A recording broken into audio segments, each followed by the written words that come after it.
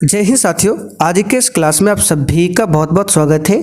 तो साथियों, बिहार पुलिस सिपाही की नई भर्ती 2025 के लिए आज हमारा साइंस का प्रैक्टिस सेट नंबर दूसरा चलेगा।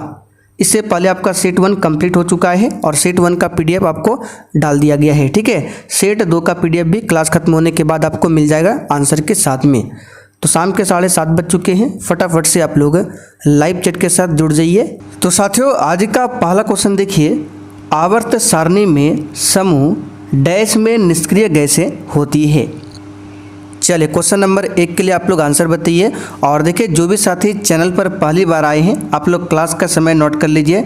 साइंस का प्रैक्टिस सेट आपको शाम 7:30 बजे और मिक्स प्रैक्टिस सेट आपको रात 8 बजे मिलेगा। और शाम में 7:30 बजे ही आपका खान सर के बुक से प्रैक्टिस सेट भी बहुत ही जल्द स्टार्ट होने वाला है। चलिए, क्वेश्चन 1 के लिए आंसर बताइए। तो देखिए, सबसे पहले निष्क्रिय गैस की बात करें तो इसी को कहा जाता है अक्रिय गैस। ठीक है, निष्क्रिय गैस बोले या फिर अक्रिय गैस बोले, ठीक है, एक ही बात है। निष्क्रिय गैस की बात करें तो कौन कौन सा निष्क्रिय गैस है, तो हीलियम हो गया, ठीक है, helium, neon, argon, krypton, xenon, radon, ये सभी क्या है, निष्क्रिय गैस है। और इसको आवर्त सारणी के समूह नंबर 18 यानी कि वर्ग 18 में रखा गया है। यहाँ पर बी ऑप्शन आपका सही जवाब है, वर्ग 18। दूसरा क्वेश्चन देखिए, परमाणु के भीतर न्यूट्रॉन तथा प्रोटॉन पर आरोपित बल क्या कहलाता है। और देखिए साथियों, जिन्होंने बैच ले रखा है, इसका पीडीएफ आपको कहाँ पर मिलेगा, तो आपको बिहार पुलिस के बैच को ओपन करना है। उसके बाद आपको सब्जेक्ट वाइज में क्लिक करना है। क्लिक करने के बाद सबसे नीचे लिखा मिलेगा आपको साइंस विज्ञान थर्ड बैच। ठीक है, फर्स्ट सेकंड बैच में लगभग 20 क्लास हुआ है, ये आपका थर्ड बैच है। तो नीचे आपको मिल जाएगा सब्जेक्ट वाइज में, सब्जेक्ट वाइज में क्लिक करना है। उसके बाद नीचे आपको मिलेगा साइंस विज्ञान थर्ड बैच, उसी में आपको ये क्लास और उसका पीडीएफ आंसर के साथ मिलेगा। तो परमाणु के भीतर न्यूट्रॉन और प्रोटॉन पर आरोपित बल जो है ये क्या कहलाता है, तो इस क्वेश्चन का आंसर हो जाएगा नाभिकीय बल कहलाता है। बी ऑप्शन आपका सही जवाब है, नाभिकीय बल। ठीक है, चलिए आगे बढ़ते हैं। अगला क्वेश्चन देखिए, गंडमाला जिसको गोइटर भी बोला जाता है, डैश की कमी के कारण होता है। चलिए, क्वेश्चन नंबर 3 के लिए आप लोग आंसर बताइए। और साथ ही यहाँ से आप एक क्वेश्चन बताइए, प्रकृति में सबसे मजबूत बल और सबसे कमजोर बल कौन सा होता है। कमजोर बल तो सबसे गुरुत्वाकर्षण बल है, लेकिन सबसे मजबूत बल कौन सा है, आप लोग कमेंट करके बताइए। तो गंडमाला गोइटर जो है ये किसकी कमी के कारण होता है, तो इसका सही जवाब हो जाएगा आयोडीन की कमी के कारण, जिसको घेंगा रोग भी बोला जाता है। ये आयोडीन की कमी के कारण होता है। डी ऑप्शन यहाँ पर आपका सही है। रक्त में आयरन की कमी से कौन सी बीमारी होती है, तो एनीमिया।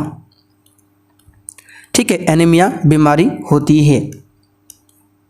अगला क्वेश्चन, दांत क्षय तब शुरू होता है जब मुंह का पीएच मान होता है। तो ये क्वेश्चन पहले भी बता चुके हैं, जब मुंह का पीएच मान 5.5 से कम हो जाता है तो दांत का क्षय शुरू हो जाता है। सी ऑप्शन यहाँ पर आपका सही है, ध्यान रखिएगा।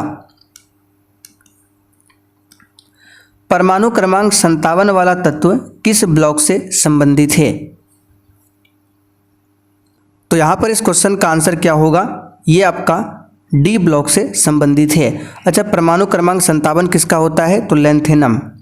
यहाँ पर लिख देते हैं किसका होता है, लैंथेनम का होता है परमाणु क्रमांक 57, जो कि डी ब्लॉक के अंतर्गत आता है। ठीक है, डी ब्लॉक के तत्व को संक्रमणशील धातु भी बोला जाता है। इसमें टोटल 40 एलिमेंट होते हैं, ध्यान रखिएगा। अगला क्वेश्चन, कार्क सेल में मौजूद एक रसायन है जो उनमें गैसों और पानी के प्रवेश को रोकता है। यहाँ पर डैश है, डैश कार्क सेल में मौजूद एक रसायन है, कौन, तो सुबेरिन। ये क्वेश्चन पहले भी बता चुके हैं। कौन सा उत्तक पौधों के प्रकाश संश्लेषक हिस्सों से सामग्री के परिवहन में मदद करता है।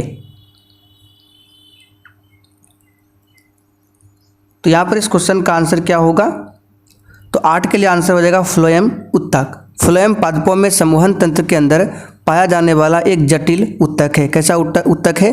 जटिल उत्तक है। ये क्या करता है? तो पौधों की पत्तियों से भोजन को पौधे के विभिन्न भागों तक पहुंचाता है, यानी कि भोजन पहुंचाने का काम फ्लोएम करता है। और जाइलम का काम क्या है? जल का परिवहन करना। निम्नलिखित में से किस वैज्ञानिक ने अपनी पुस्तक ऑरिजिन ऑफ स्पीसीज में कार्बनिक विकास के लिए एक क्रियाविधि का सुझाव दिया है? तो ऑरिजिन ऑफ स्पीसीज किसकी पुस्तक है? चार्ल्स डार्विन की पुस्तक है। चार्ल्स डार्विन ने नेचुरल सिलेक्शन का सिद्धांत भी दिया था। अगला क्वेश्चन, कार्य करने की दर क्या कहलाती है? ये तो बहुत ही आसान क्वेश्चन है। कार्य करने की दर को शक्ति कहते हैं। शक्ति का SI मात्रक क्या होता है? वाट होता है। और 1 वाट बराबर 1 जूल प्रति सेकंड होता है, ये भी ध्यान रखना है। 1 वाट बराबर कितना जूल प्रति सेकंड होता है? 1 जूल प्रति सेकंड होता है। बल का SI मात्रक न्यूटन होता है। वेग का SI मात्रक मीटर प्रति सेकंड स्क्वायर होता है। ऊर्जा का SI मात्रक जूल होता है। ठीक है, कार्य और ऊर्जा का जूल होता है। निम्नलिखित में से कौन सा तत्व मेटलॉइड नहीं है? चलिए बताइए इस क्वेश्चन का आंसर क्या होगा। मेटलॉइड का मतलब होता है उपधातु। कौन सा उपधातु इसमें से नहीं है? तो इसका सही जवाब है कॉपर। कॉपर एक प्रकार का धातु है, ध्यान रखिएगा। तो यहाँ पर डी ऑप्शन आपका सही है। मेटलॉइड क्या होता है? उपधातु क्या होता है? तो जो धातु और अधातु के बीच होता है उसी को मेटलॉइड यानी कि उपधातु बोला जाता है। चलिए आगे बढ़ते हैं। समतल दर्पण में प्रतिबिंब होता है। बताइए क्वेश्चन 12 के लिए आंसर। समतल दर्पण में प्रतिबिंब कैसा होता है? तो इसका सही जवाब है आभासी एवं सीधा होता है। ठीक है, समतल दर्पण की फोकस दूरी पूछे कितना होता है? तो समतल दर्पण की फोकस दूरी अनंत होती है, इस बात को भी ध्यान रखना है। चलिए आगे देखिए, दूरबीन का आविष्कार किसने किया था? एक भी क्वेश्चन को छोड़ना नहीं है। बताइए दूरबीन का आविष्कार किसने किया था? इसका सही जवाब है गैलीलियो ने किया था। एडिसन ने विद्युत बल्ब का आविष्कार किया था। ग्राहम बेल ने ग्रामोफोन का आविष्कार किया था। गुटेनबर्ग ने छापे खाने का आविष्कार किया था। छापे खाने का आविष्कार गुटेनबर्ग ने, ग्राहम बेल ने क्या किया था? ग्रामोफोन। एडिसन ने विद्युत बल्ब। यहाँ पर जो भी बता रहे सभी को ध्यान रखना है। मानव मस्तिष्क का वजन कितना होता है? तो मानव मस्तिष्क का वजन जो है लगभग 1300 से लेकर 1400 ग्राम तक होता है। ठीक है, 1300 से लेकर 1400 ग्राम तक। लेकिन यहाँ पर शरीर के कुल वजन का लगभग कितना प्रतिशत होता है ये आपसे पूछा जा रहा है। तो मानव शरीर में मस्तिष्क जो है शरीर के वजन का 2% होता है। यहाँ पर ए ऑप्शन आपका सही जवाब है। एक क्वेश्चन यहाँ से और बनता है कि मानव शरीर में जो रक्त होता है उसके वजन का कितना प्रतिशत होता है? तो 7%। यानी कि शरीर में जो रक्त होता है शरीर के वजन का लगभग 7% केवल खून होता है और मस्तिष्क में 2%। निम्नलिखित में से कौन सा तत्व पौधों के विकास के लिए आवश्यक नहीं है?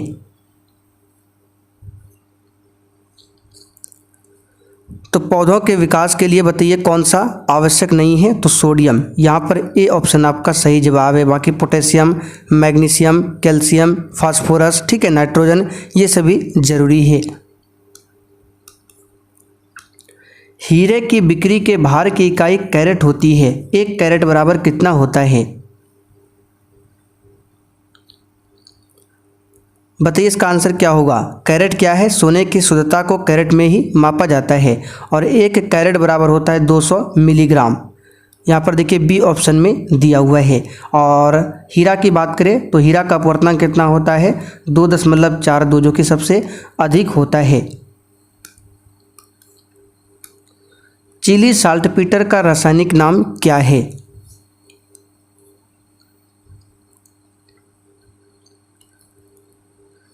तो चिली साल्टपीटर का रासायनिक नाम सोडियम नाइट्रेट है, सोडियम नाइट्रेट। और फॉर्मूला की बात करें तो NaNO3, ये क्या है, सोडियम नाइट्रेट है, ध्यान रखिएगा। सोडियम कार्बोनेट की बात करें तो धोवन सोडा बोला जाता है सोडियम कार्बोनेट को, ये आप सभी जानते हैं।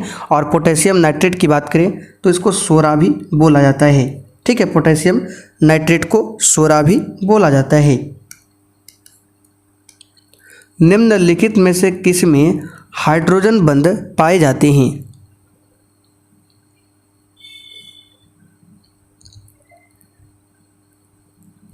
तो यहाँ पर इसका आंसर होगा जल, DNA, प्रोटीन, सभी में हाइड्रोजन बंध मौजूद है।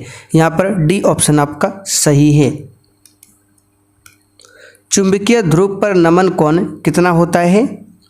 तो ये पहले भी बता चुके हैं, इसको डायरेक्ट याद रखिएगा, 90 डिग्री होता है। अगला क्वेश्चन, साबुन के बुलबुले के अंदर का दाब वायुमंडलीय दाब से क्या होता है? चलिए बताइए इस क्वेश्चन का आंसर क्या होगा।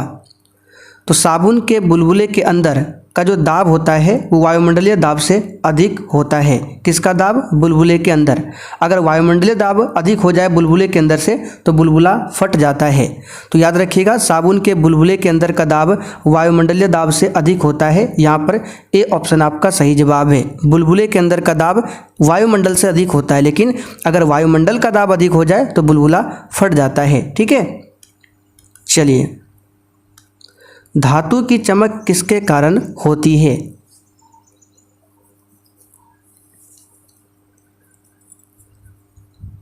तो धात्विक चमक जो है धातु में मौजूद गतिशील इलेक्ट्रॉन के कारण होता है, ठीक है, मुक्त इलेक्ट्रॉन की उपस्थिति के कारण। यहाँ पर डी ऑप्शन आपका सही है। इलेक्ट्रॉन पर कैसा आवेश होता है? ऋणात्मक। कितना होता है? तो -1.6 × 10⁻⁻19 कूलम, ये एक इलेक्ट्रॉन पर आवेश है। इलेक्ट्रॉन की खोज जे थॉमसन ने किया था।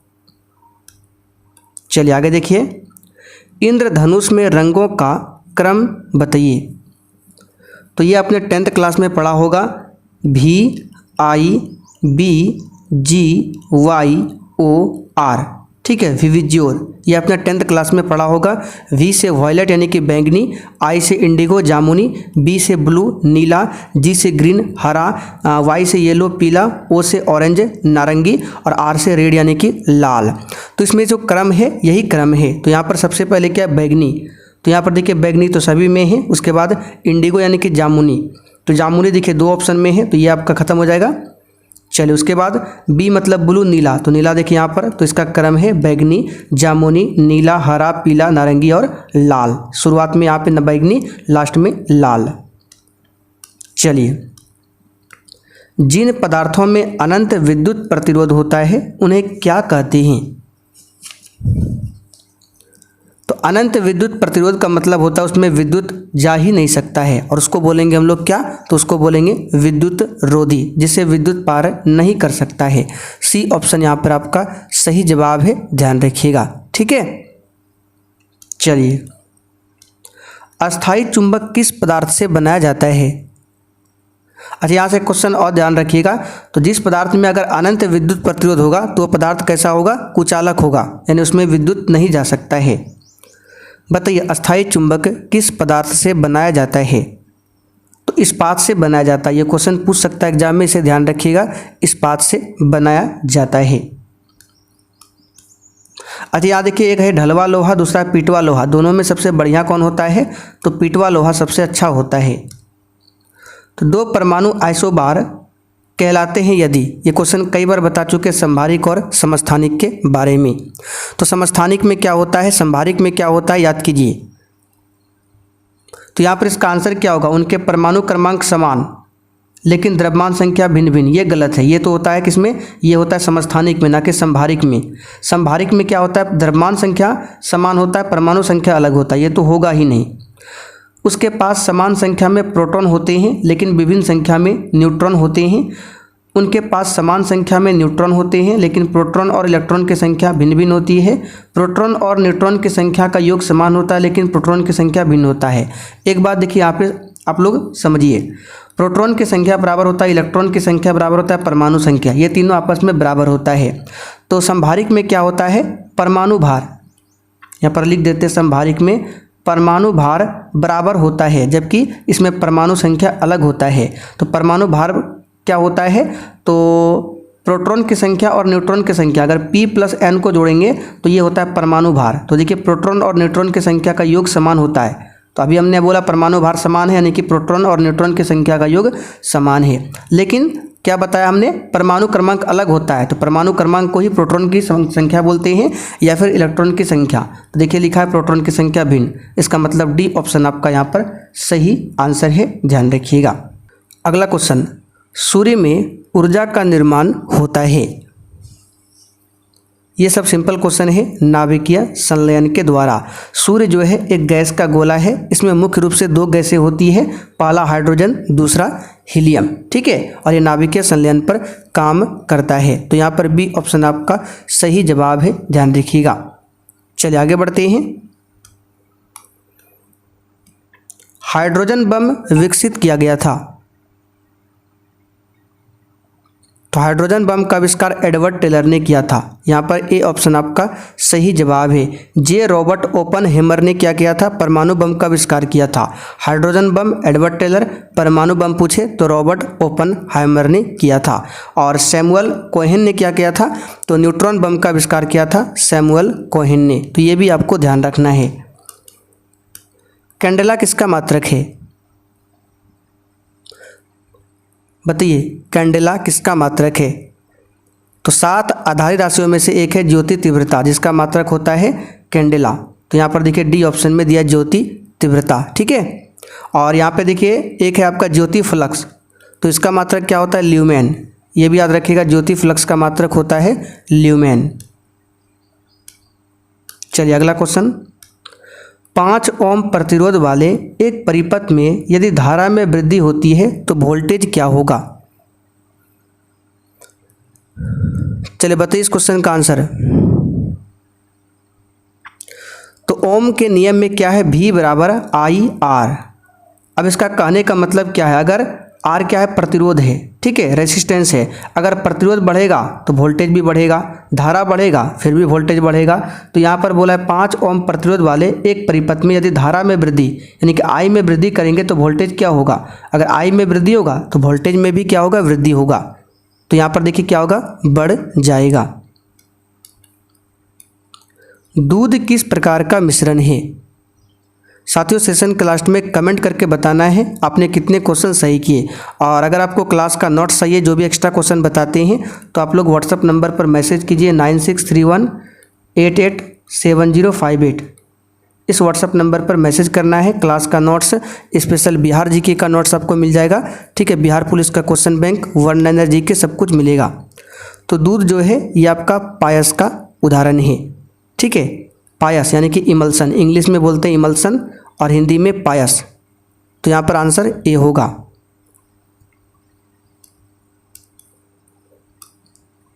चक्रण क्वांटम संख्या के कितने मान संभव है। तो क्वांटम संख्याएं मुख्यतः 4 प्रकार के होते हैं। कितने प्रकार के, 4 प्रकार के होते हैं। एक नंबर मुख्य क्वांटम संख्या, दूसरा द्विगंशी क्वांटम संख्या, तीसरा होता है चुंबकीय क्वांटम संख्या और चौथा होता है चक्रण क्वांटम संख्या। तो चौथा वाला पूछा गया है, चक्रण क्वांटम संख्या के कितने मान संभव है, तो 2 मान संभव होता है। चलिए आगे देखिए, जब प्रकाश की किरण सघन माध्यम से विरल माध्यम में जाती है तो किरण क्या होती है। सघन से विरल में जा रहा है, तो देखिए जब सघन से विरल में जाएगा तो प्रकाश की गति में क्या होगी, वृद्धि होगी। और जब वृद्धि होगी तो अविलंब से दूर हटेगा। तो सघन से विरल में जाएगा तो प्रकाश स्पीड हो जाएगा, इसका मतलब अविलंब से दूर हटेगा। तो यहाँ पर देखिए की गति बढ़ जाएगी, यानी प्रकाश की गति बढ़ जाएगी और वह अविलंब से दूर हट जाएगी। अगर विरल से सघन में जाएगा तो प्रकाश की गति कम हो जाएगी और ये अविलंब की ओर झुक जाएगी, ठीक है। तो अविलंब से दूर बोला गया है, तो ए ऑप्शन सही है। 20 ग्राम पानी को मोल में बदलें। तो मोल कैसे निकाला जाता है, तो जो द्रव्यमान दिया होता है उसको ऊपर में लिखते हैं और नीचे आणविक द्रव्यमान। तो पानी यानी कि जल H2O, जल का आणविक द्रव्यमान कितना होता है, तो अगर हम निकालेंगे तो 18 होता है। कई बार बता चुके हैं, साधारण जल का 18, भारी जल का 20। तो मोल निकालने के लिए क्या करेंगे, जो द्रव्यमान दिया उसको ऊपर में लिखेंगे। तो 20 ग्राम दिया है, 20 को ऊपर लिखेंगे और जल का आणविक द्रव्यमान नीचे लिखेंगे। ठीक है, तो 20/18, जब इसको भाग करेंगे तो 18 एकम 18, 2 बचेगा, फिर से 2 0, फिर 18 एकम 18, इस तरह से चलेगा, यानी कि 1.11 मोल। ऑक्सीजन के साथ उभयधर्मी ऑक्साइड बनाने वाली धातुएं कौन सी है।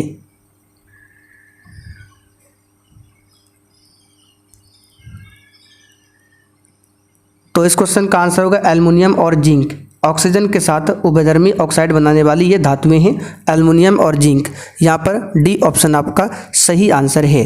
तो चलिए साथियों, अब आप लोग कमेंट करके बताइए आपने 35 क्वेश्चन में से कितने क्वेश्चन सही किए हैं। और लास्ट में क्वेश्चन आपसे पूछते हैं, आप लोग कमेंट करके बताइए परमाणु बम किस सिद्धांत पर काम करता है।